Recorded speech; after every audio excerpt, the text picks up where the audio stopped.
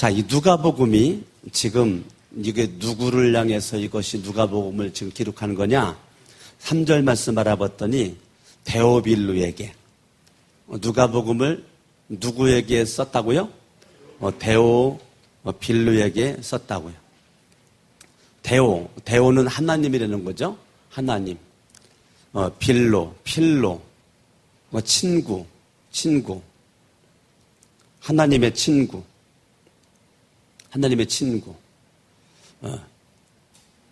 하나님이 사랑하는 친구. 그게 누구냐면 데오빌로예요. 이 데오빌로 각하니까 로마의 고관이죠. 로마의 고관이에요. 그러니까 데오빌로라고 하는 이 사람이 지금 누가복음의 수신자입니다. 그러니까 이 누가복음을 누가 기록했죠? 누가복음을 누가 기록했어요? 누가가 기록했죠. 누가복음은 누가 기록했어요? 누가가 기록했어요. 누가는 우리가 의사라고 그랬죠. 의사. 자, 골로새서 4장을 봐봐요. 골로새서 4장 14절 바라보면 누가가 어떤 사람인가? 사랑받는 의사 누가와 그랬어요. 사랑받는 의사 누가와. 자, 이 누가는 하나님께 뭐 받는 사람이라고요? 사랑받는 의사라고요. 의사. 그러니까 이 누가는 유대인이 아닙니다. 헬라인이에요. 이방인. 유대인이 아니고 누가는 이방인이다. 아니, 이방인인 사람이 지금 누가복음을 쓴 건데 누가는 의사다. 누가는 의사다. 디모데후서 4장을 봐봐요. 디모데후서 4장 11절. 지금 디모데후서는 사도 바울의 마지막 서신이죠. 사도 바울의 마지막 서신인데 11절 바라보면 사도 바울의 사역 마지막까지 함께 있었던 사람이 누가다 이거예요. 누가만 나와 함께 있느니라. 그러니까 이 누가라고 하는 사람은 언제부터 사도 바울과 함께 했는가? 사도 바울의 2차 전도 여행 때부터 함께 있었던 사람이 누가라고 그랬는데요. 이 누가가 사도 바울 마지막 사역의 끝 무렵까지 그림자처럼 동역했던 사람이 누구냐면 누가라고 하는 사람이에요. 이 누가라고 하는 사람이 마지막까지 동역을 했어요. 우리 빌레몬서 24절 몇 장만 넘기면 빌레몬서 나오죠? 빌레몬서 24절을 바라보면 누가는 사도 바울의 동역자다. 누가는 사도 바울의 뭐라고요? 동역자인데 이 사도 바울의 동역자. 그러니까 누가는 의사다. 누가는 이방인이다. 누가는 사도 바울의 동역자인데 디모데후서는 사도 바울 서신의 마지막 서신이니까 그 마지막 서신 쓰는 그때까지 사도 바울 옆에 끝까지 지키고 있었던 사람이 누구예요? 누가가 마지막 끝까지 지키고 있었다는 거예요. 그러니까 이 누가라고 하는 사람은 지금 이 누가복음이 기록된 시기가 주후 60년 초란 말이에요. 주후 60년 초. 예. 그러니까 주후 60년 초에 누가복음이 기록됐으니까 지금 누가라고 하는 사람은 예수님을 모른단 말이에요. 예수님을 몰라요. 단지 누가는 사람들에게 들은 거, 바울에게 들은 거, 예수님의 제자들에게 들은 거. 그러니까 누가라고 하는 사람은 예수를 모른단 말이에요. 예수를 몰라.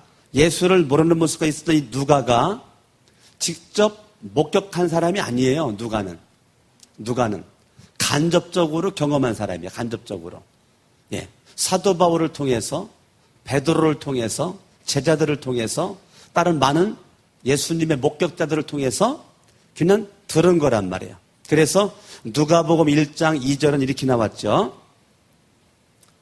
처음부터 목격자와 말씀의 일꾼된 자들이 전하여 준 그대로. 그러니까 누가는 예수님을 직접 경험한 적이 없어요.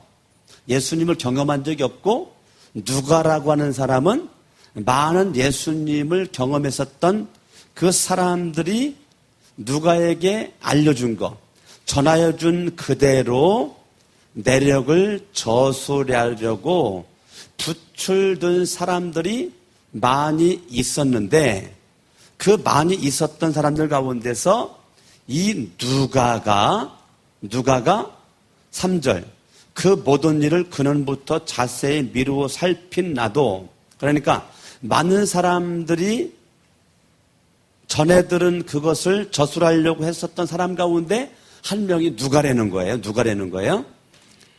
데오빌로 각하에게 차례대로 써 보내는 것이 옳은 줄 알았노니.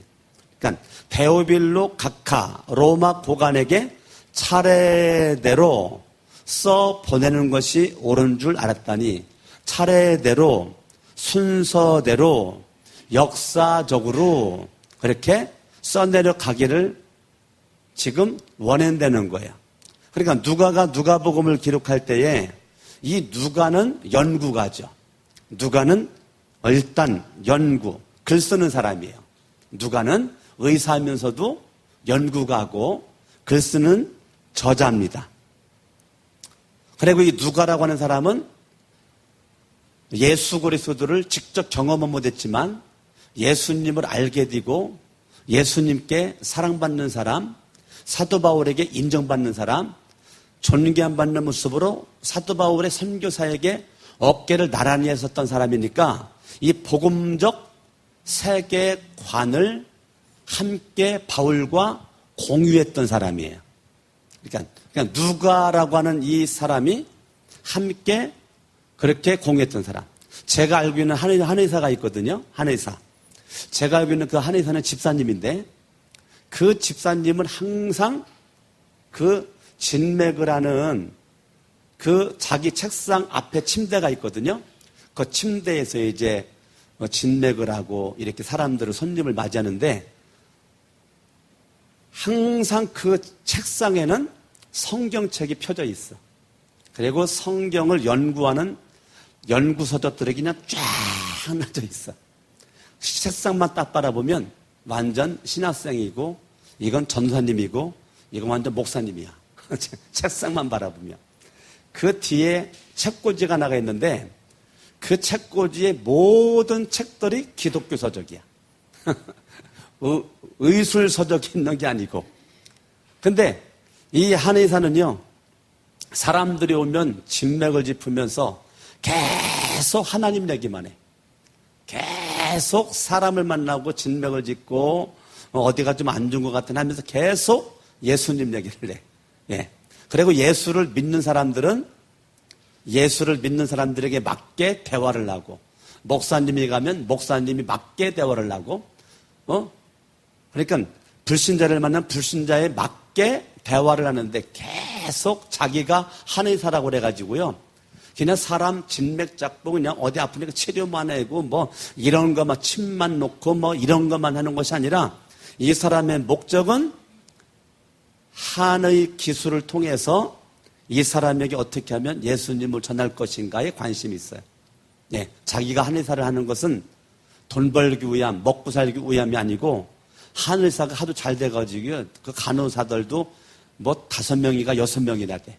막 그렇게 많은데, 목적은 하나, 예? 복음 전도적 사명을 가지고. 이 누가도 의사거든요. 의사니까 사람들이 아픈 환자들을 돌보는 의사잖아요. 근데 이 누가는 거기서 끝나지 않아요.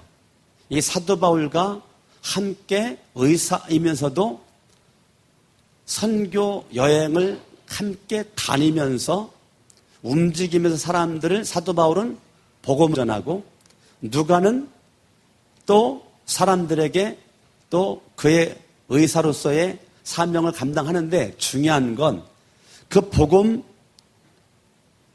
전도 이 세계관이 그 속에 꽉 차 있단 말이에요. 꽉 차 있어요. 그래가지고 이 누가복음을 이 누가가 기록을 했는데 누가는 일단 의사니까 머리가 뛰어난 사람이죠. 일단 머리가 따라주는 사람이야. 그러니까 이 누가는 아주 지성인이에요. 지식인이에요. 그러니까 하나를 들으면 둘을 깨닫고 둘을 들으면 넷을 깨달을 수 있는 아주 머리가 잘 들어가는 그러한 사람이에요. 그래서 이 누가라고 하는 이 사람은 그러기 때문에 이 누가는 정확하게 예리하게 판단하고 분석하는 그러한 그 사람이 이 누가입니다. 그래서 이 누가라고 하는 사람이 이 누가복음은요, 다른 그 어떠한 그보다도 누가복음의 필체가 마태복음보다도 마가복음보다도 요한복음보다도요, 누가복음 필체가 더 섬세하고 우아하고 아름답고 이 누가복음이 그렇게 지금 돼 있단 말이에요. 그러니까 이 누가복음은 가장 사복음서 가운데서도 문학적인 표현을 가장 많이 썼고요. 어떻게 보면 가장 아름답다라고 하는 그런 책 중에 하나가 누가복음이라고 말할 수가 있어요. 그러니까 여러분들이 이 누가복음은 누가가 이루겠는데 누가라고 하는 사람은 아주 객관성이 뛰어난 사람으로 어느 한쪽에 치우치지 않습니다. 그래서 이 누가가 사도행전을 쓰잖아요. 그러니까 첫 번째 누가복음을 쓰고 바로 이어서 쓴 게 사도행전을 써요. 그러니까 누가가 책을 두 권을 써. 신약성경에서. 신약 27권 가운데서 첫 번째 뭐를 써요? 누가복음을 써. 그리고 뭐를 써요? 사도행전을 써요.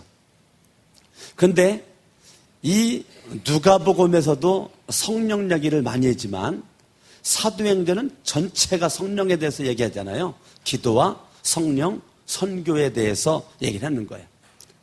그래서 여러분 이 누가라고 하는 이 사람이 그렇게 뛰어난 필체를 가지고 그렇게 그가 나가는데 이 누가라고 하는 이 사람은 이 사도행전이 1장부터 28장까지인데요.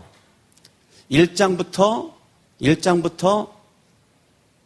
한 15장까지는 베드로에 대해서 얘기를 많이 하고 사도행전 16장부터 물론 11장부터 이 사울이 등장을 하지만 하여튼 16장부터 마지막까지 바울에 대해서 그래서 사도행전은 딱 둘로 나누어져요. 베드로와 바울. 그것을 누가 기록했다고요? 정확하게 객관적으로 뭐 베드로에게 치우치지 않고 바울에게 치우치지 않고요.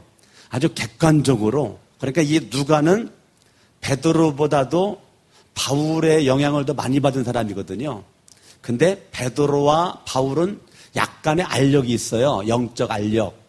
이 베드로와 이 바울은 어떤 기름과 물과 같은 그런 모습으로 이 베드로는 처음에 이 사울을 인정하지 않았잖아요. 그죠? 다른 사도들도 이 사울이 다메섹 도상에서 변화받은 것을 인정하지 않아요. 그거를 바나바라고 하는 사람이 이 사울을 속여가지고 제자들과 화해를 시키는데 여전히 껄끄러워. 여전히 별로 마음이 가질 않아. 그런데 이 누가는요, 자기가 좀 더 친한 바울 편에 서가지고 글을 쓰질 않아요. 여전히 베드로는 베드로대로 이 누가는 많은 것을 얘기를 하고 이 바울은 바울대로 많은 것을 얘기를 해요. 어느 한쪽에 치우치지 않는 아주 정확한 객관적인 그런 기준 가지고 있어요. 그러니까 이 누가라고 하는 사람의 성품은 어떨까? 누가의 성품은 예리한 성품입니다. 누가의 성품은 아주 예리한 성품이면서도 누가는 정확하게 객관성이 있는 모습 가지고 나가는 거죠. 아멘. 그래가지고 이 누가는 베드로를 얘기할 때 베드로 사역을 격려하고 베드로 사역을 인정하고, 바울을 얘기할 때 사도행전에서 바울을 격려하고 바울을 인정해주고, 그러니까 이 누가의 성품은요, 베드로나 바울이나 누구 한쪽에 치우쳐가지고 달라붙어가지고 저 사람 바보 만들고 이런 사람이 아니에요. 내가 조금 더 친해도 좀 안 친해도 좀 안 친한 사람도 세워주는 사람이 누가예요. 그러니까 누가라고 하는 사람은 성품이 상당히 훌륭한 성품을 가지고 있어요. 자기가 많이 배웠음에도 불구하고 어떻게 배웠기 때문에 못 배운 베드로보다는 배운 바울이랑 더 가까우니까 함께 동역을 했겠죠. 그런데도 베드로가 사도 바울보다 못났다고 무식하다고 깔아내리고 함부로 그렇게 평가하지 않습니다. 여전히 바울은 바울대로 인정하고 베드로는 베드로를 인정하는 모습으로 가는 게 이 누가라고 하는 사람이에요. 그러니까 이 누가라고 하는 이 사람은 정말 훌륭한 사람이야. 그의 성품은 모든 사람을 끌어안을 수 있는 성품이에요. 내가 좋아하는 사람만 끌어안는 사람이 아니고 내가 좋아하는 사람 플러스 좀 내가 좋아하는 사람 바울과 약간 좀 멀리 있어 보이는 어떻게 바울의 약간 좀 경쟁자요. 어떤 바울의 좀 그 마음속에 좀 함께 하고 싶지 않은 사람이 베드로거든요. 그런데도 이 사도행전에서 이 누가라고 하는 사람은 여전히 바울과 함께 동역하면서도 베드로를 인정하는 이런 사람이란 말이에요. 오늘날 저와 여러분들이 이 누가를 만나면 우리는 성품이 누가처럼 온화해야 돼. 아멘 하셔야 돼. 예, 대부분의 사람들은 나랑 취미가 맞고 성격이 맞고 말이 통하고 그러면은 친구가 되고 가까워지고 그래고, 말이 좀 안 통하고 좀 성격이 안 맞고 좀 그러면 좀 멀리하고 싶고 좀 뭐 이런 것이 대부분인데 누가는 안 그래요. 누가는 이런 사람 저런 사람 다 포용하고 끌어안는 그러한 모습의 사람이에요. 그러면 우리가 마태복음을 왕의 복음이라고 그러고 마가복음을 종의 복음이라고 그러고 누가복음을 인자복음이라고 그래요. 자, 그러면 누가복음은 예수님을 철저히 100% 인간, 예수님의 인성에 대해서 얘기를 해. 그런데 예수님의 인성에 대해서 얘기하는 이 누가에서의 예수상, 누가복음에서의 예수상, 누가복음에서 예수상은 사랑 많으신 예수님, 누가복음에서 예수님은 용서하시는 예수님, 누가복음에서 예수는 온유하신 예수님, 누가복음에서 예수는 관대하신 예수님, 여전히 한없이 관대하신 예수님, 누가복음에서 예수는 구속자이신 예수님이란 말이에요. 그래서 여러분 이 누가복음에서 특징이 뭐냐면 마태복음이나 마가복음이나 요한복음에 나오지 않는 것들이 많이 나와. 이 누가복음에. 그 중에 대표적인 것이 베드로가 주는 그리스도시요 살아계신 하나님 아들입니다라고 고백했던 베드로가 조금 이후에 사탄아 내 뒤로 물러가라. 이 부분이 어떻게 보면 베드로에게 있어서는 치명타죠. 예? 베드로에 있어서는. 근데 이 누가복음에서 그 부분을 빼.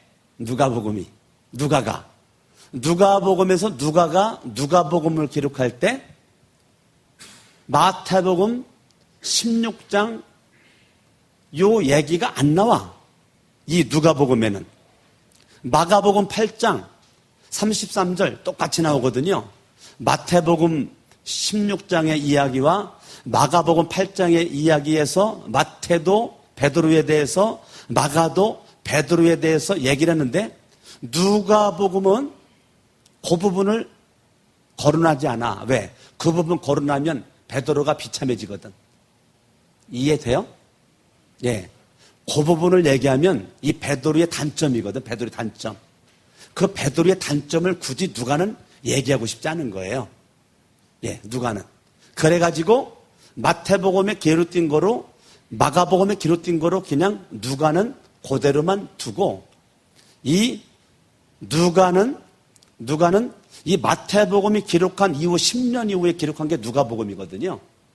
예. 그러니까 주후 50년경에 기록된 게 마태복음이라면 주후 60년경에 기록된 게 누가복음이에요. 그러니까 이 누가는 누가를 기록할 때 이미 마태복음이나 마가복음을 알고 있었단 말이에요. 알고 있었단 말이에요. 그러니까 누가는 의도적으로 그거를 뺍니다. 그리고 여러분 마태복음 20장에 야고보와 요한이 예수님 좌편과 우편에 예수님이 앞으로 유대인의 왕으로 딱 로마를 정치적 메시아로 예수님이 통치할 때 우리 좌편과 우편에 좀 한 자리를 차지하기를 원한다라고 막 싸우니까 제자들이 12제자가 다 그것 때문에 그냥 승내고 분노했다는 거예요. 그러니까 12제자 다 예수님께서 한 자리를 차지할 때 좀 다 예수님을 등에 업고 한 자리 좀 차지하고 싶은 마음들이 다 있었다고요. 야고보와 요한뿐만 아니라. 그게 마태복음 20장에 나오는 그러한 내용이 마가복음 10장에도 나오거든요. 그런데 여러분 그 예수님의 제자들이 예수님의 좌편 우편에 한 자리 차지하겠다고 다투는 그러한 이야기가 누가복음엔 안 나와. 왜? 그거 얘기하면 누가 비참해져? 예수님의 제자들이 비참해져. 야고보 요한뿐만 아니라 예수님의 제자들이 그거를 굳이 누가가 기록하면 비참해진단 말이에요. 비참해져. 그러니까 이 누가가 이걸 기록할 때 참 그런 거죠. 예. 여러분 예수 그리스도 그분에게 장담했던 사람이 베드로죠. 다 떠날지라도 나는 절대로 난 예수님을 떠나지 않습니다. 다 부인할지라도 나는 절대로 예수님을 부인하지 않겠습니다.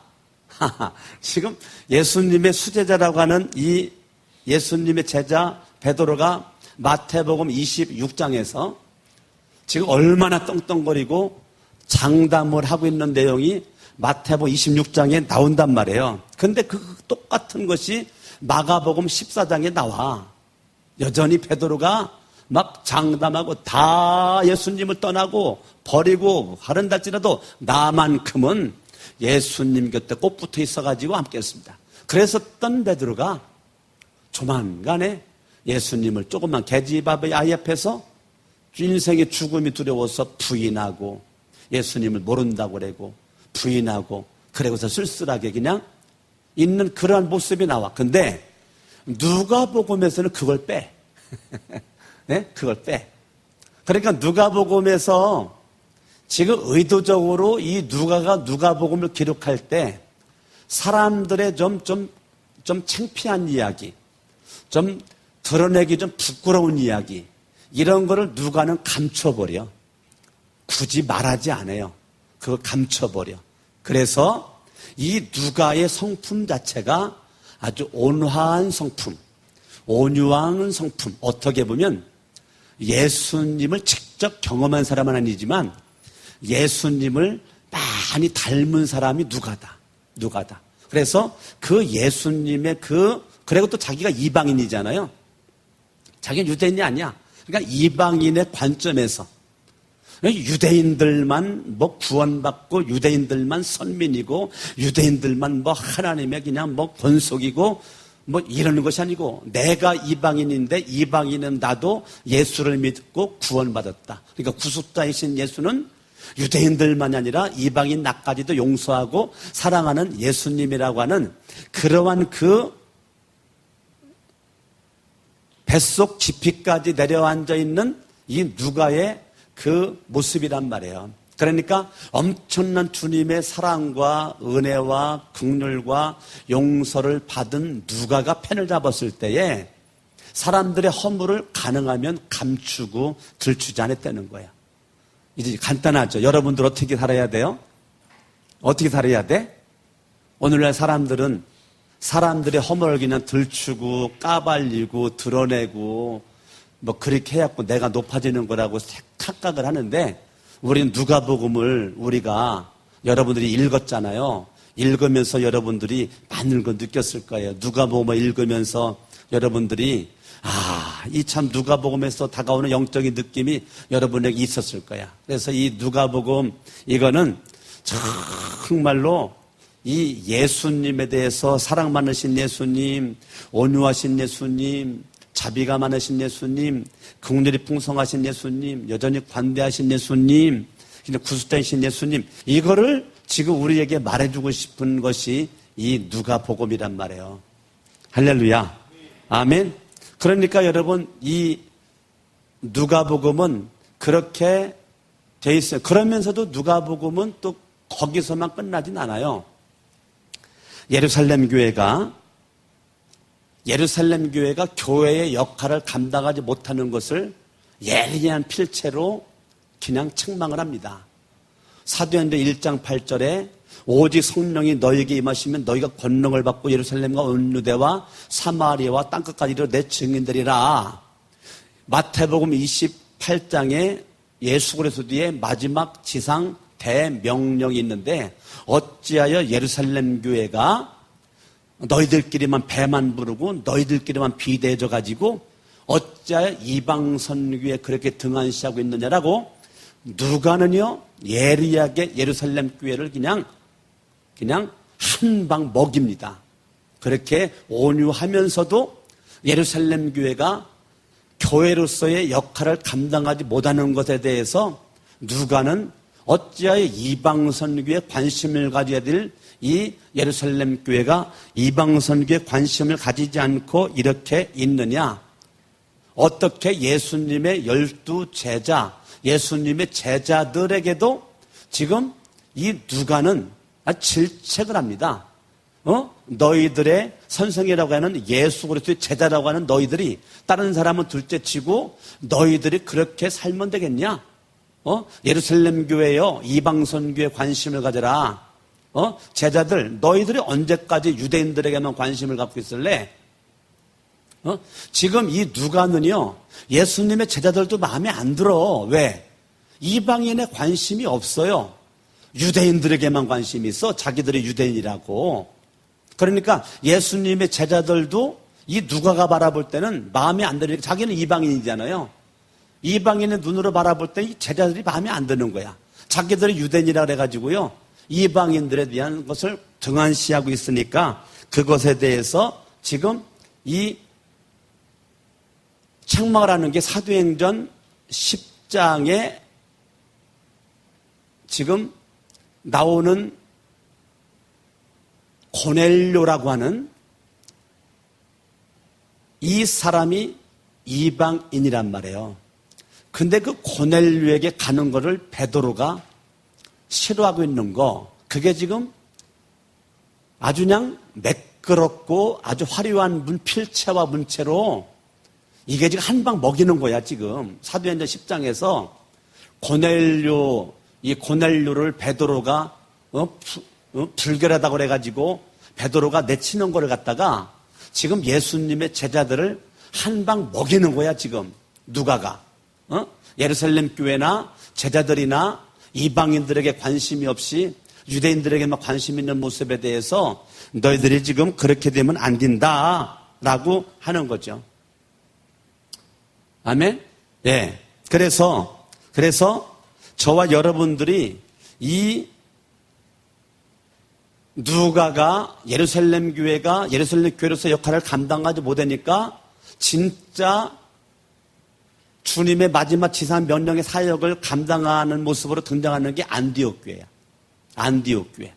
그래가지고 예루살렘 교회가 사명 감당하지 못하니까 하나님께서 안디옥 교회를 세워가지고 이방인 선교의 전초기지가 사실은 예루살렘 교회가 돼야 되는데 예루살렘 교회가 되지 못하고 이방 선교의 전초기지가요 안디옥 교회가 됩니다. 그거를 사도행전에서 얘기하는 게 이건 예루살렘 교회 묵사발 내버린 거야. 지금 누가가. 예? 그러니까 누가의 화려한 필체로 예루살렘 교회 묵사발 내버린 것이 안디옥 교회를 통해서 세계 선교의 전초기지. 예, 안디옥 교회가 바울을 파송을 해. 안디옥 교회가. 예루살렘 교회가 파송하는 게 아니에요. 그래, 안디옥 교회가 그렇게 파송을 해버리고. 그러니까 여러분, 우리 교회도요, 다른 것 없어요. 우리끼리 잘 먹고 잘 살자. 이런 교회 되면은 주님이 손들어주지 않지. 예, 우리가 지금 이제 성전 건축을 하기 위해서 지금 설계와 함께 지금 건축 허가 지금 진행 중인데 우리가 성전 건축을 왜 하는가? 우리 좀 남들에게 화려한 건물 자랑하기 위해서인가? 아니죠. 우리는 국내 선교나 해외 선교나 영혼 구원, 하나님 나라 확장 여기에 우리들이 마음이 있어가지고 그 일을 감당하기 위해서 하는 거지. 뭐 외형적으로 지금보다 저 화려한 건물 그게 무슨 의미가 있어요? 아무런 의미가 없지. 저와 여러분이 그럴 것 같으면 뭐 헌금할 것도 없지. 낯쓰기도 바쁜데 헌금한다는 것은 이 예배당을 건축을 해가지고 이곳을 통해서 정말 우리 교회가 지금 이 시대에 성경에 있는 사도행전에 있는 안디옥 교회와 같은 역할을 감당하기 위한 성전 건축이 돼야 되는 거지. 예루살렘 교회와 같은 교회의 모습으로 있는 모습으로 있으면서 건축하는 거 이건 아니란 말이에요. 아멘. 그러니까 여러분들이 이 누가복음이나 사도행전을 통해서 우리에게 다가오시는 예수님은 사랑과 긍휼과 자비와 용서와 구속주의 예수님, 그 예수님. 교회가 예루살렘 교회가 사명 감당하지 못하니까 안디옥 교회가 등장을 하는구나. 우리 교회가 사명 감당하지 못하는 교회가 되면 안 되겠구나. 자, 우리 교회가 선교하는 교회가 돼야 되겠구나. 라고 여러분들이 결단을 해야 된단 말이에요. 아멘? 예, 그러니까 누가복음을 여러분들이 다 읽었는데 여러분들이 사도행전도 한번 같이 읽어볼 필요가 있어요. 그래서 누가복음과 함께 바로 이어서 여러분들이 사도행전까지 읽어버리면 너무 좋은 거예요. 그러니까 이 누가복음이 너무너무 저와 여러분들에게 중요한 겁니다. 할렐루야.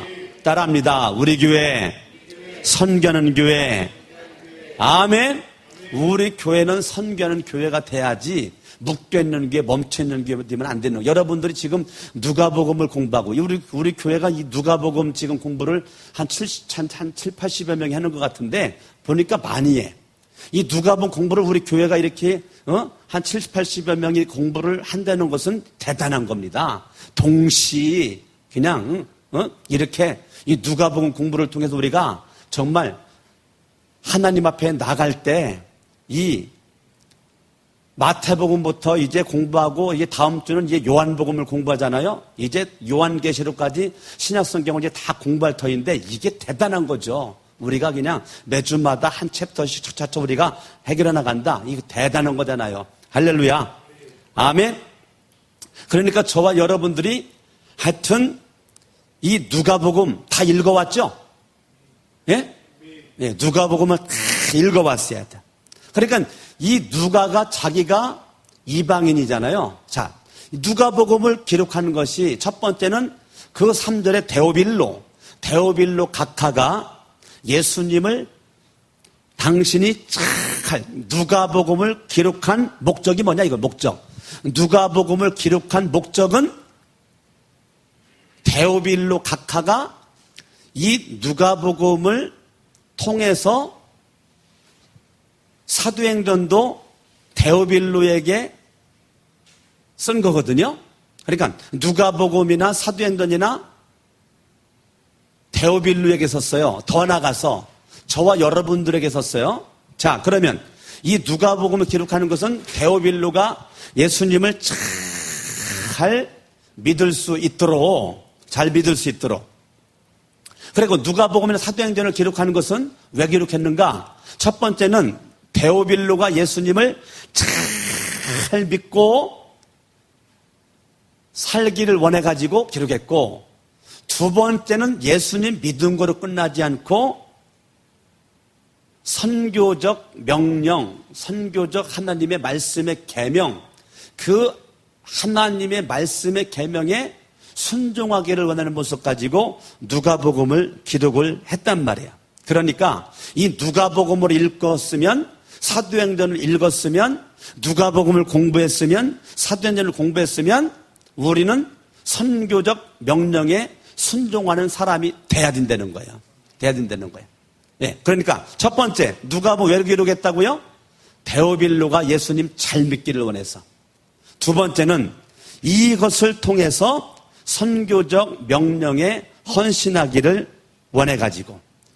아멘? 그래가지고 이 데오빌로가 믿음을 가지고 선교적 명령 헌신해서 세 번째, 누가복음을 기록한 목적은 세 번째, 지금 예수를 믿는 많은 사람들이 핍박받고 아픔 있고 괴롭고 힘들고 예수님 믿는 게 어려움들이 많이 있는 거거든요. 그런데 지금 데오빌로는 로마의 고관이야. 로마의 고관. 지금 로마의 고관에 있으니까 지금 핍박받는 예수 믿는 사람들을 지금 데오빌로가 예수님을 믿어가지고 선교적 그러한 마인드를 가지고 순종해가지고 이 데오빌로가 핍박받는 사람들을 도와주고 격려해주고 힘주고 이런 것을 좀 하기를 원하는 것이 있단 말이에요. 그리고 지금 데오빌로는 일단 힘이 있잖아. 로마 고관이니까 힘이 있으니까 지금 당신이 은혜 받아가지고 당신이 예수를 믿어가지고 당신이 선교적 마인드를 가지고 당신이 핍박받는 사람들을 도와줄 뿐더러 출판을 해라. 당신이 출판을 해가지고 많은 사람들에게 예수는 그리스도라고 지금 문서사역, 오늘날로 말하면 문서사역을 해라. 문서사역. 당신은 로마의 고관으로 있으니까 당신이 맘만 먹으면 그 일을 할 수가 있는 거 아니냐라고 집중적으로 누가가 데오빌로를 공략을 합니다. 예. 그래서 이 당시에 복음 전파가 유대인들 중심의 복음 전파가 이루어졌었던 거를 누가복음을 기록하고 사도행전을 기록하는 것은 그 복음의 관점이 유대인들에게서 이방인들에게로 복음이 전파되기를 원하는 모습을 가지고 기록한 게 누가복음과 사도행전이란 말이에요. 그러니까 누가복음을 여러분들이 읽으면, 사도행전을 읽으면 여기엔 철저히 누가의 선교적 세계관이 발견이 됩니다. 그러니까 누가복음을 읽었다. 그러면 내 속에 선교로 불타. 사도행전 읽었다. 선교에 헌신하고자 불타는 열정이 내 속에 있단 말이에요. 따라합니다. 가든지 보내든지. 아멘. 여러분들이 가든지 보내든지, 가는 선교사, 보내는 선교사. 할렐루야. 아멘. 저와 여러분들이 가는 선교사, 보내는 선교사. 자, 우리 교회 부교절에 있었던 우리 장재영 목사님이 이제 선교사로 나가잖아요. 근데 기도하면서 성천 침례교회가 안디옥 교회 역할 좀 해주세요. 모교회 역할 좀 해주세요. 근데 내가 하는 말이, 아니 장재영 목사님 모교회로 삼을 수 있는 교회는 뭐 대전에 어느 교회도 있고 어느 교회도 있고 많이 있잖아. 우리 교회보다 큰 교회들 많이 있잖아. 거기를 모교회로 해가지고 선교 나가면 좋을 것 같은데. 네? 그랬더니 장재영 목사님 또 한마디 하더라고요. 예, 그럴 수도 있지만요. 제가 기도하면서 성천 침례교회가 모교회가 되었으면 좋겠습니다. 우리가 선교비 많이 후원 못할 텐데 선교비 때문에 아닙니다. 그럼 뭐 때문에? 성천 침례교회는 자기가 선교사로 나가도 자기를 위해서 기도해 줄 거라고 하는 확신이 온대. 뭐 해줄 거라는 확신이 와요? 기도를 해줄 거라고 하는 확신이 온다는 거예요. 가장 중요한 것은 기도인데 이 기도를 해줄 건 확신이 오니까 목사님, 성천 침례교회가 저를 파송을 시켜줬으면 고맙겠습니다. 안디옥 교회 선교회 전초기지의 역할을 감당해줬으면 좋겠습니다. 그래가지고 제가 그러자고 그랬어요. 예, 그러자. 그렇게 원하면 그렇게 해야지. 기도하자. 하여튼 여러분, 우리 교회가 이런 것들이 이게 좋은 현상이란 말이에요. 어찌됐건 우리 교회가 선교를 위해서 기도하는 교회라고 지금, 예? 우리 교회 부교도 있었던 그러한 목사가 그렇게 인식이 되어지고, 다른 뭐 큰 교회, 더 큰 교회에 있어도 우리 교회만큼 선교를 위해서 열정을 가지고 생명을 걸고 기도해 준다는 확신이 안 온대잖아. 예? 우리 교회가 온대잖아. 그러니까 우리 교회가 얼마나 감사한 거예요. 우리 교회 부교절이 있었으니까 얼마나 잘 알아, 우리 교회를. 근데 결론이 우리 교회만큼 선교를 위해서 기도하는 교회를 발견하지 못했다 이거예요. 그러니까 얼마나 감사한 거야. 할렐루야. 아멘. 그러니까 여러분들이 누가복음 공부했고 이제 사도행전 또 이제 연구하고 여러분들이 기도하고 그러면 은혜 받으면 다른 것 없어요. 선교적 세계관이 내 속에서 열려야 돼요. 할렐루야. 그래 더 나가서요. 이 데오빌로를 뛰어넘어 유대인들이죠.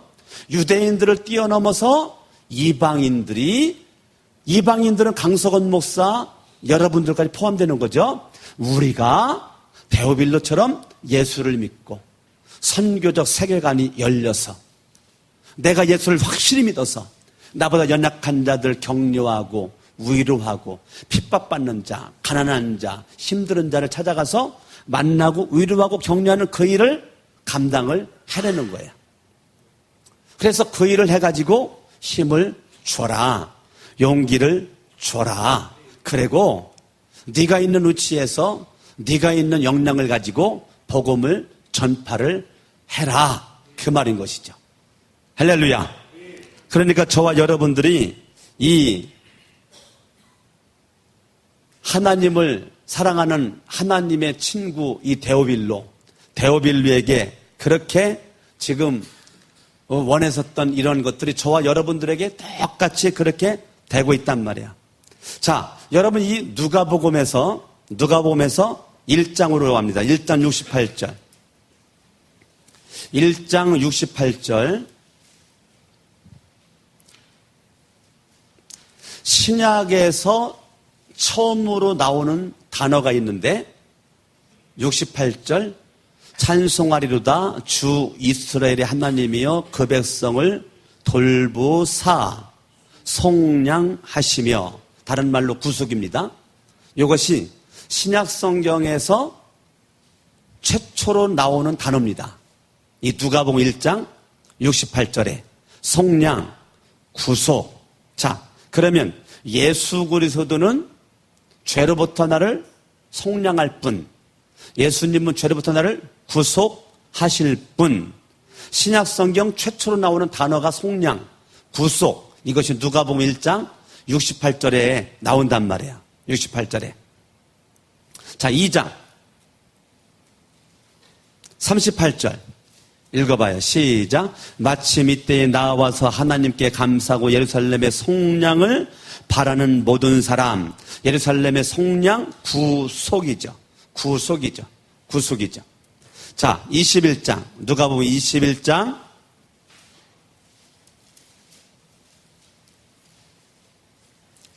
누가복음 21장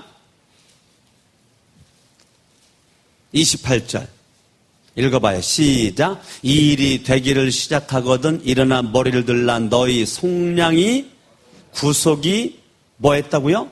가까웠느니라. 자, 지금 누가복음에 계속 나오는 단어가 뭐예요? 속량. 다른 말로 말하면 구속이란 말이에요. 24장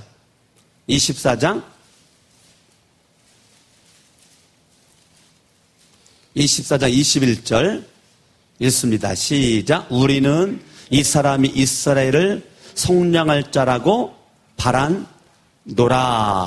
그러면 누가복음에서 지금 드러내고 싶은 예수 그리스도는 속량하는 예수, 구속, 그분의 핏값을 지불해 가지고 죄에 빠져 있는 나를 구속하기 위한 마음을 갖고 이 땅에 오신 분이 예수. 그러면 누가복음의 핵심된 성경 구절이 그럼 뭐냐? 그렇게 연결하면 누가복음 19장으로 가봐요. 19장. 다 지금 줄 치면서 보고 있지요? 10절 말씀이 누가복음의 핵심 구절입니다. 누가복음의 핵심 구절. 자, 마가복음의 핵심 구절은 성경 어디에? 마가복음 10장 45절. 그리고 여러분 공부했으니까 딱 마가복음의 핵심 구절은 마가복음은 종이니까 마가 10장 45절. 자, 마태복음의 핵심 구절은 마태복음 2장 2절. 예수는 왕. 자, 마태복음은 왕. 마가복음은 종. 누가복음은 인자, 사람. 그 인자가 10절 읽어봐요. 시작. 인자가 온 것은 잃어버린 자를 찾아 뭐 하려고? 구원하려 하심이니라. 구원하기 위해서 뭐 해야 돼? 속량해야 돼. 네, 구원하기 위해서 구속해야 돼. 그런데 여러분, 예수 그리스도는 죄로부터 나를 구속할 수 있는 분이신데요. 그 누가복음을 기록한 핵심이 뭐냐면 사도행전 1장으로 가봐요. 사도행전 1장 1절. 사도행전 1장 1절. 데오빌로요. 누가복음 1장 3절에 나온 인물과 같은 인물입니다. 데오빌로요. 내가 먼저 쓴 글이 뭔데? 누가복음이야. 내가 먼저 쓴 글에는 무릇 예수께서 행하시며 가르치기를 시작하신부터 그가 택하신 사도들에게 성령으로 명하시고 뭘 명했어요? 대계명, 대사명을 명하시고 승천하신 날까지의 일을 기록하였노라. 자, 누가복음의 핵심적인 것을 사도행전 1장 1절 2절에서 다 말해버렸어요. 그러면 누가복음은 뭐가 기록됐는가? 예수께서 행하시고 가르치신 것. 예수께서 공생의 시작에 그분이 사역을 하신 것을 시작으로 해가지고 마지막 예수님께서 십자가에 죽었다가 부활하신 다음에 승천하신 것까지 기록했어. 자, 여러분, 예수님의 승천까지 기록하는 것은 누가복음밖에 없어요. 네. 다른 서신에서는 예수님의 승천 이야기가 나와요, 안 나와요? 안 나와. 어디만 나와요? 누가복음에서만 나와. 누가복음에서만 예수님의 승천 이야기가 나온단 말이야. 자, 누가복음 24장으로 가봐요. 누가복음 24장.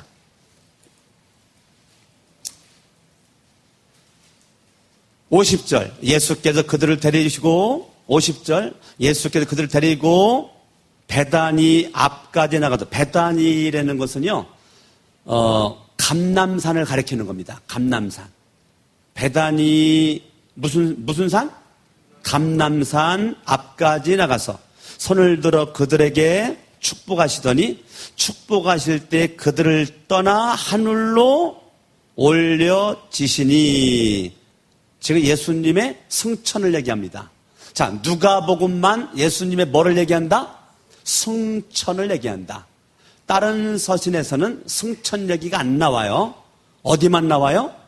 누가복음만 예수님의 승천 이야기가 나와요. 그러니까 저와 여러분들이 이 누가복음 다른 복음서에 나오지 않는 승천 이야기가 나오고요. 이 마가복음에 예수님의 족보가 나오죠. 예. 마태복음에도 예수님의 족보가 나오죠. 마태복음이나 마가복음이나 예수님의 족보가 나오게 되는데 이 마가복음에서 예수님의 족보가 요셉의 조상 아브라함으로부터 이게 족보가 시작을 합니다. 남성이죠, 남성. 남성 위주입니다, 남성 위주. 마가복음이. 남성 위주. 아브라함을 시작해서 다윗, 요셉, 그렇게 끝나요. 그러니까 이 마가복음의 족보는 남성 위주의 족보고요. 이스라엘 위주의 족보예요. 이 마가복음은. 그런데 이 누가복음에서의 예수님의 족보를 한번 보실래요? 이 누가복음의 족보 한번 봐봐요. 누가복음에서의 이 예수님의 이 족보를 3장 이 예수님의 족보가 23절 이 예수님의 족보가요. 계속 지금 나오면서 38절에 예수님의 족보가 누구로 끝났냐면 아담으로 끝나. 누구로 끝나요? 아담으로 끝나. 이 마가복음에서의 족보와 이 누가복음의 족보는 완전 다릅니다.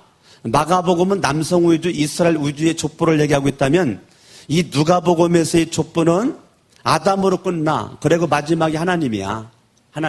그러면 이 누가복음에서의 이 예수님의 이 족보는 예수님의 인성, 사람 예수를 강조하기 위한 족보란 말이에요. 인성, 철저히 인간의 그런 모습을 강조하는 거예요. 그리고 이 마리아 족보, 여러분 마리아 족보는 이 누가복음에서는 여성을 강조하는 거죠. 여성을 강조하는 거예요. 양죄는. 이 누가복음에서는 이 여성을 막 높입니다. 여성을 높여. 이 여성의 역할을 강조합니다. 여성. 그러니까 여성들이 여성의 역할이 높아지고 싶으면 뭐만 읽으셔야 돼? 누가복음을 많이 읽으셔야 돼. 누가복음을 많이 읽으면 여성의 역할에 대해서 여성을 얼마나 이 누가복음이 강조하고 있는지 막 확연하게 드러나. 기본 여러분들이 누가복음은 여성을 많이 강조하는구나. 이거를 머릿속에 집어넣고 성경을 보면 보여. 네? 얼마나 다른 서신서에 비해서 누가복음이 여성을 많이 막 띄우는지 이게 막 보인단 말이에요. 그래서 이 누가복음은 약자, 가난한 자, 고아, 힘없는 여자, 어린 아이, 남편이 일찍 세상 떠난 과부, 사회의 약자, 사회에서 외롭고 쓸쓸하고 고통당하고 있는 사회의 약자들을 가장 많이 끌어안는 게 누가복음이야. 예? 누가복음. 이 누가복음이 그냥 훈훈하게 만들어 버린단 말이야. 예. 그래서 저와 여러분들이 이 누가복음을 우리가 지금 누가복음인데요. 누가복음을 그래가지고 우리가 뭐라고 부르느냐면 우리가 사회적 복음이다. 그렇게도 불러요.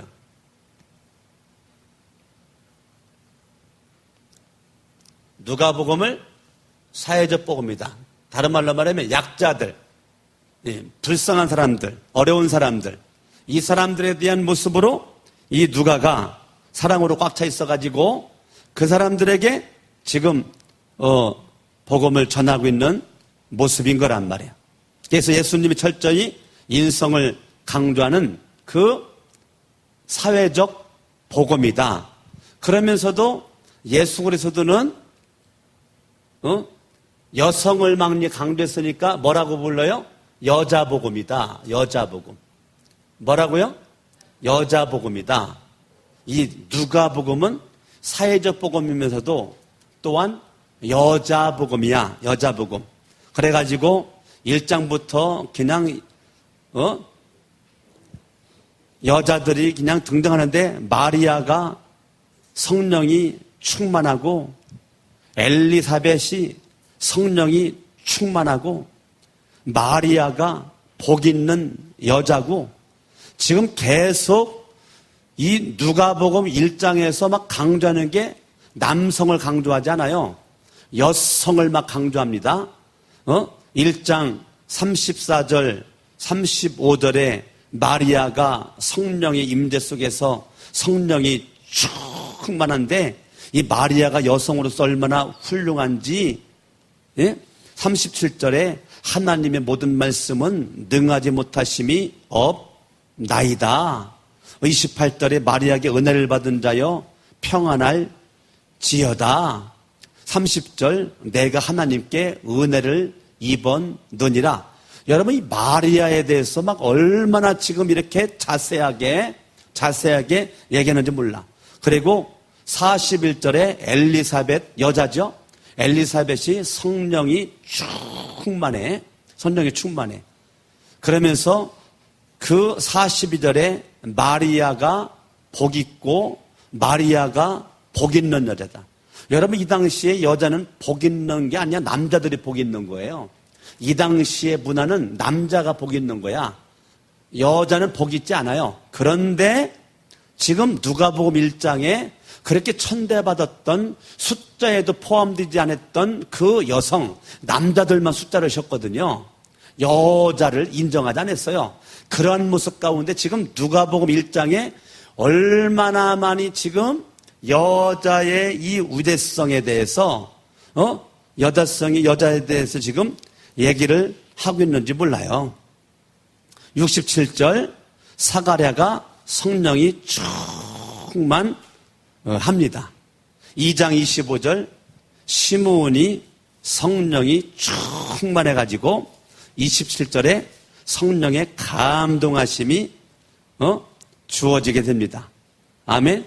그러니까 지금 이 누가복음은 다른 말로 성령 복음이다. 무슨 복음이다? 예. 성령과 기도의 복음이다. 기도의 복음이다. 예. 성령과 무슨 복음? 성령과 기도의 복음이 이 누가복음이다.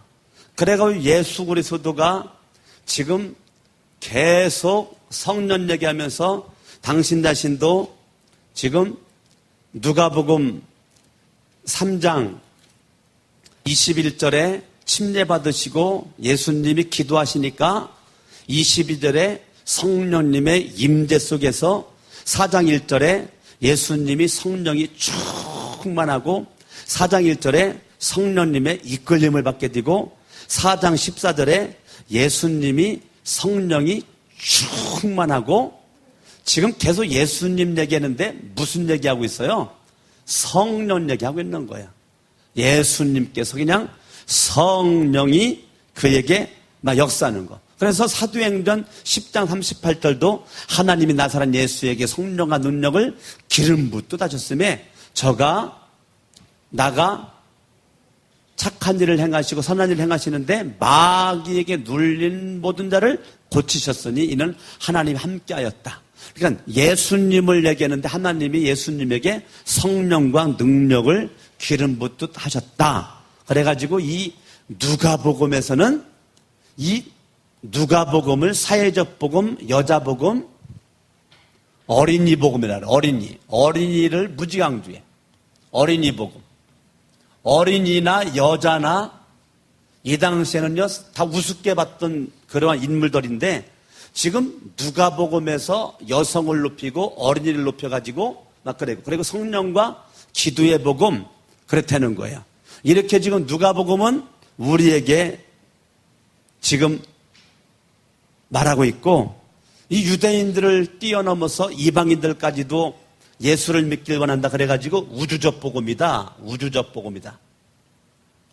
이 누가복음은 어떤 복음이냐? 우주적 복음이다. 우주적 복음이다. 누가복음. 예. 하여튼 이 누가복음은요. 이렇게도 말하지만 더 나가서 누가복음은 그 어떤 복음보다도 예수님에 대해서 지금 말하면서 예수님은 사랑의 예수님 그래가지고 누가복음을 다른 말로 따라합니다. 사랑의 복음. 무슨 복음이요? 누가복음을 사랑의 복음이라고 그래요. 사랑의 복음. 그러니까 누가복음을 다른 말로 사랑의 복음, 사랑의 복음. 무슨 복음? 사랑의 복음. 그러니까 그냥 지금 뭐 마태복음이나 마가복음이나 요한복음이나요 이렇게 나오진 않아. 누가복음만 그냥 우주적 복음이다, 여자 복음이다, 사회적 복음이다, 어린이 복음이다, 성령 복음이다, 기도 복음이다, 사랑의 복음이다. 예? 그냥 이 누가복음 그러면 그냥 한마디로 말하면 따라합니다. 대단한 복음이다. 무슨 복음이라고요? 누가복음은 대단한 복음이에요. 대단한 복음. 대단한 복음. 누가복음은 진짜 대단한 복음이에요. 대단한 복음. 이게 굉장한 복음, 굉장한 복음. 예. 그래서 누가복음만큼 이 포괄적인 복음이 없어요. 다른 말로 또 포괄적 복음이다 그래요. 포괄적 복음이다. 우주적 복음과 비슷한데요. 포괄적 복음이다. 이 포괄적 복음, 이 말이 무슨 말이냐면 이 포괄적 복음, 이 누가복음에는 엄청난 예수님의 그 사랑과 관용과 이 구속, 이러한 그 사상과 메시지가 계속 흐르고 있거든요. 그래서 포괄적 복음이다. 이 대단한 복음이 이게 누가복음이. 할렐루야. 예. 그래서 우리가 이 누가복음, 이 누가복음, 다른 복음서에 없는 거, 누가복음에만 있는 거 굉장히 많습니다. 다른 복음서에 없는 거. 이 누가복음에 엄청나게 많은 부분들이 다른 복음서에 없는 게 여기에 많이 포함되어 있다. 할렐루야. 아멘. 아멘. 그래서 여러분들이 이 누가복음을 읽으면서 막 하는 것을 여러분들이 느꼈을 터인데, 이 누가복음은요, 누가가 기록했다 그랬죠? 또 한 권, 사도행전 기록했죠? 아주 중요한 건데요, 이 누가복음과 사도행전이 얼마나 중요하냐면, 누가복음과 사도행전을 떠나서 사도 바울 서신을 이해할 수가 없어요. 그러니까 사도 바울 서신을 우리가 이해하려면 누가복음과 사도행전을 이해를 해야 바울 서신이 이해가 된단 말이에요. 그러니까 바울 서신만 봐가지고는 이해가 될 수가 없어요. 그러니까 이 기독교의 역사적 관점에서 누가복음만큼 잘 기록한 게 없어요. 누가복음만큼. 사도행전만큼. 그러니까 누가복음, 사도행전은 이 누가가 역사적 관점에서 기록된 아주 위대한 거란 말이에요. 그러니까 이 누가복음은 주전 4년부터 주후 30년까지를 기록한 거란 말이에요. 예. 요거를 가장 역사적 관점에서 기록한 게 누가복음이야. 누가복음. 이 누가복음을 저와 여러분들이 아는 거죠. 그러니까 이걸 기록하고 나서 주후 30년부터 60년 그 내용을 기록한 게 사도행전이란 말이에요. 사도행전. 그러니까 이 누가복음을 기록하자마자 바로 사도행전을 기록을 했단 말이에요. 자, 마지막으로 이제 한 가지만 더 하고 이 강의를 마치려고 했는데, 그 어떠한 서신보다도요, 이 누가복음은 기독론이 뛰어나. 기독론. 뭐가 뛰어나요? 기독론. 예수 그리스도에 대해서 예수님은 누구냐? 예수님은 하나님의 아들이다. 예수님은 그리스도다. 예수님은 메시아다. 이걸 기독론이라고 그래. 그러니까 어떤 것보다도 이 누가복음은 기독론이 뛰어나고, 두 번째 역사론입니다. 누가복음 1권, 사도행전 2권. 역사론으로 다른 복음서가 쫓아올 수가 없어요. 예. 세 번째는 그 어떠한 서신보다도 전도, 선교를 강조한 서신입니다. 전도와 선교를 강조한 서신이 이 누가복음이에요. 누가복음. 예. 그러면서 이 누가복음은 구원론에 있어서 뛰어납니다. 구원론. 다른 그 어떤 복음보다도 구원론에서 뛰어나. 첫 번째 기독론, 두 번째 역사론, 세 번째 전도 선교론, 네 번째 구원론, 다섯 번째 성령론입니다. 성령론. 예. 성령론. 여러분, 다른 그 어떤 것보다도 이 누가복음만큼 성령에 대해서 강조하는 곳이 없어요. 그러면서 여섯 번째 성결론, 성결. 예수님의 그 마태복음 5장, 6장, 7장이 산상수훈이잖아요. 그 산상수훈을 강력하게 요약해가지고 이 지금 누가복음 6장에 기록됐는데요. 그건 성결입니다. 성결. 예수님의 성결론.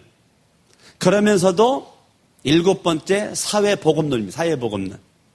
예, 문둥병자를 고치는 거라든지 과부에게 문제를 해결해 주는 거라든지 어리석은 부자와 나사로, 바리새인 이야기, 이 모든 것들 다 이 사회복음입니다.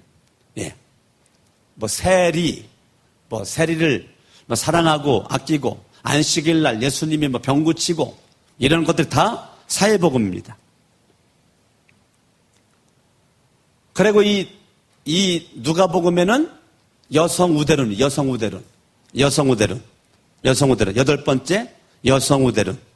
마리아 족보라든지 안나 선지라든지 18장에 끈질긴 과부에 부르짖는 그 모습 가운데 문제가 해결되는 거라든지 이런 거. 아홉 번째는 제자론입니다. 이 제자론. 이 누가복음에는 예수 그리스도의 제자론, 누가복음 9장에 나오죠. 예수님의 이 제자, 철저히 희생해라. 희생해라. 희생하지 않고는 제자가 될 수가 없다. 제자가 될 수 없다. 마지막 열 번째가 종말론입니다. 마지막 열 번째가 종말론. 12장, 누가복음 12장 나오는 이 종말론. 그러니까 이 누가복음은요, 대단한 그런 내용들이 많이 되어 있어요. 그래서 여러분들이 누가복음을 통해 가지고 좀 더 여러분들이 성숙한 모습으로 갈 수 있기를 바랍니다. 자, 강의를 마치고 잠깐 5분 동안 쉬었다가 차 한잔 마시고 쉬었다가 우리 또 한번 모이겠습니다. 잠깐 쉬시죠.